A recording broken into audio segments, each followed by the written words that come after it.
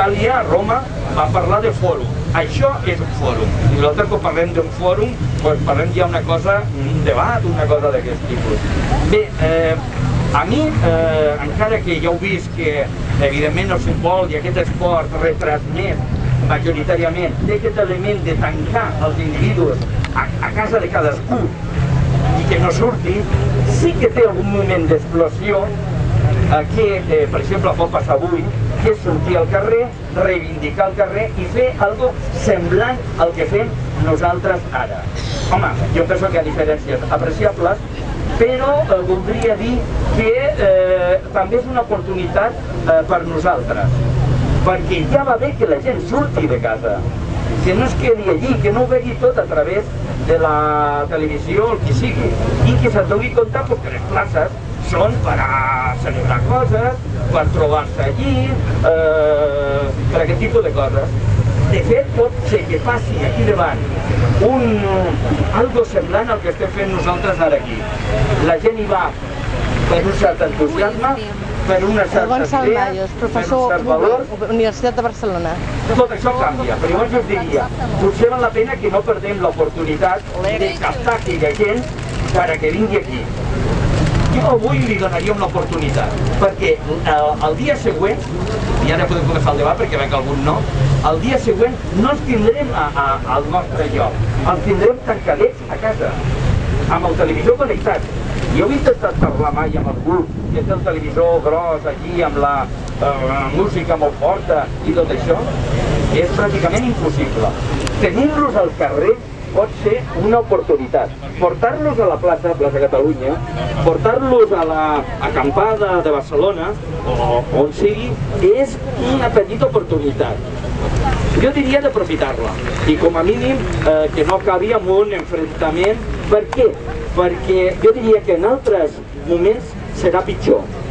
Hem de generar aquests moments que són els que no vol el pensament únic, aquests moments on la gent baixa, se't dona compte que la ciutat és seva, que la plaça i el carrer està per ser trepitjat, per ser ocupat, per trobar-se amb la gent, dic tu què passa, què fas això, a mi no m'agrada, etc. i construir alguna cosa.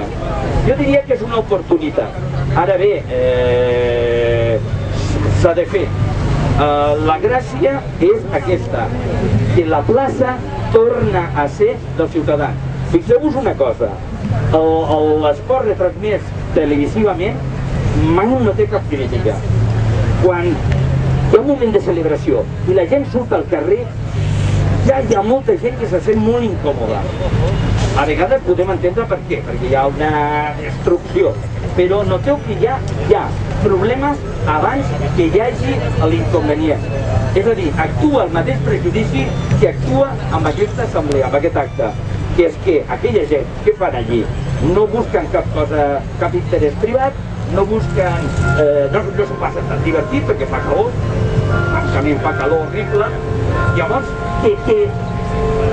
llavors diuen acabarà malament. Bé, doncs no té per què acabar malament, no ha d'acabar malament, hi ha altres possibilitats. Aquesta és la possibilitat d'un pensament que només veu una dicotomia i que llavors és burro el que no està treballant, vosaltres i jo també estem perdent una oportunitat, i si no, l'altra oportunitat única que hi ha, que és passar-t'ho meravellosament, divertint-te, perquè això és meravellós, meravellós.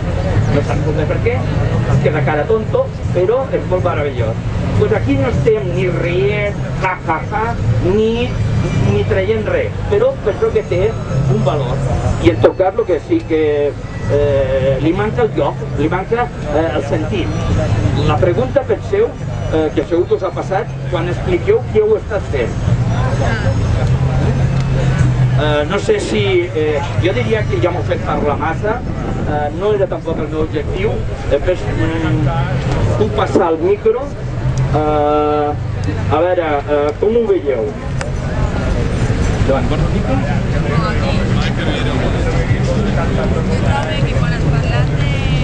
No se sent, has de venir.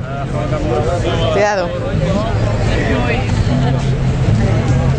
quan has parlat d'aquesta societat Si poden tirar una mica de consum i producte, és aquesta societat... Espera, tu mateix, perquè si no avisa algun salt que tirin enrere. El que estem fent aquí és un procés lent. No volem que la societat, que és una pressa, es faci fer un producte... És un resultat ja. Un resultat ja. Per tant, el que estem fent ara és començar al canvi. Que el procés es fa a llarg plaç. Que l'important és començar. Per tant, què estem fent així? Doncs començar. Una cosa, podeu tirar un camí. Sisplau. Sí. Algú podria dir, estan començant. Bueno, Espera, ara li dic. Tranquil, ja m'encarrego. La reacció és ei. Això no... Enrere, perquè hi haurà ferits. Diu, això no ho controlo, això... Què passa aquí dintre? Què fa aquesta gent? Què fa? Comencen què? A veure... Política com Déu mana. Sí, una nova política, diu. Parlant tots tenim veu, tots decidim.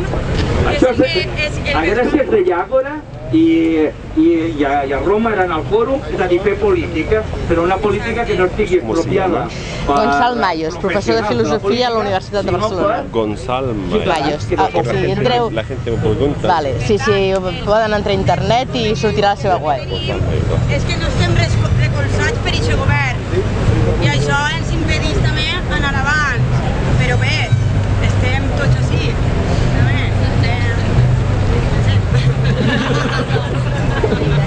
No sabem encara què en traurem, però estem construint algo i no és allò, és algo col·lectiu. I no pots ser tu sola ni jo sol. Ha de ser ja... I dic una frase que vaig sortir l'altre dia, que no és que te n'adones que tu ets important, sinó que tots som importants. Que és el que estan fent fora. Que al dia a dia tu ets important, no? Tots som importants per al canvi.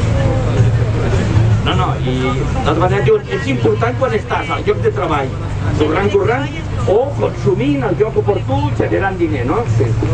No, aquí no generem gaires coses. Però, bueno, al contrari. Que és tots. Però no que ja és utilitzable, així monetàriament.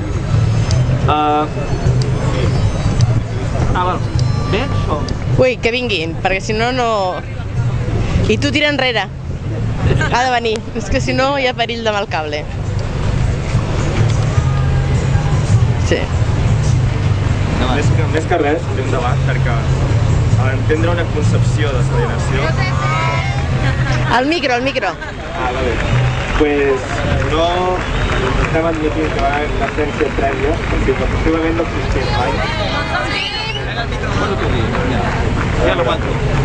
El concepte d'alienació implica que va haver una essència prèvia, diguéssim.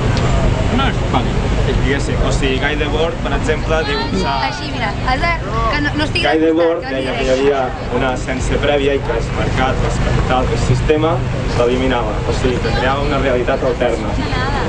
Intentaré explicar-ho. Està mencionant un dels situacionistes més importants del maig del 68. La Internacional Situacionista, no sé si sabeu, va ser un dels moviments més radicals del maig del 68. Pues un dels seus líders espirituals era Guy Debord, que l'acaba de citar.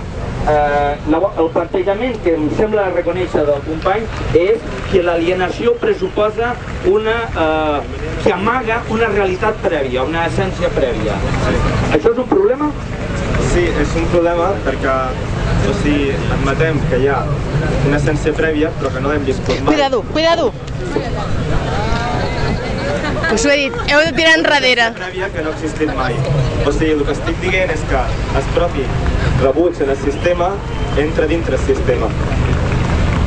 O sigui, que l'ésser humà sempre, encara que sigui contra el sistema, estarà alienat per si. Per exemple, Nietzsche deia que la revolució implica submissió. O sigui, per exemple, ara tothom que t'està escoltant aquí s'està sometent en els teus pensaments. Espero que no. Herbert Marcuse feia una distinció del maig, però aquest estava a Califòrnia, feia una distinció i deia una cosa que el company ha dit bé. deia, una societat, ja sabeu, l'home unidimensional, eros i civilització, diu, és veritat, no hi ha una societat zero de repressió, zero d'opressió. Això probablement no ho tindrem mai. El que sí que deia, i per tant, quan ell plantejava una utopia no era hi haurà un dia en què ningú tindrà res de repressió. Suposo que això jo li donaria la raó. A tant no arribarem. Però sí que deia hi ha una repressió i opressió potser inevitable, en el sentit que, per exemple, un nen petit que vol posar la mà al foc i el foc tenta molt, jo volia posar la mà al foc, no em deixaven, i entenc per què no em deixaven, però jo també ho vivia com una repressió, i vaig tenir que assumir aquella repressió. Bé, potser hi ha una repressió potser mínima, inevitable, però Marcuse, i estareu d'acord amb mi, penso que ell també, hi ha molta més repressió, molta més opressió de sobre, que no és necessària de veritat perquè la societat funcioni. I és aquesta la que sí que es pot eliminar. Guy Debord plantejava que l'espectacle, l'espectacle, genera una espècie de barrera, de filtre que impedeix qualsevol cosa. A veure, potser sí que n'hi haurà una alienació zero, però això no vol dir que no puguem distingir entre una alienació superable, per exemple, no sé, a mi m'agrada també el futbol, però mirar-la de què manera de dir, bueno, també jo tinc dret a desconnectar alguna vegada. Allò que diuen que cada un és lliure dels seus plaers, no? I mira, jo també, no? Però una cosa és portar-ho així i una altra convertir-se en el que tots sabem, una espècie de forofo, no sé què, que esmorza, sopa, dina, i que és incapaç d'aparèixer aquí, perquè aquí no hi ha banderes, no hi ha no sé què, i no s'hi troba. Hi ha diferències. Ara, un moment perfecte no existeix. Puresa, potser sí que haurem de renunciar una mica a la puresa absoluta. No sé, jo això sí que penso que som humans i per tant la puresa perfecta no la tindrem. Ara, podem fer camí de sobres, i per això estaríem al mateix cantó. Sí, estem d'acord. Però, i també després, una altra cosa que estem parlant és de l'àgora grega, del fòrum romà. No podem xerrar de verdadera democràcia en aquests aspectes.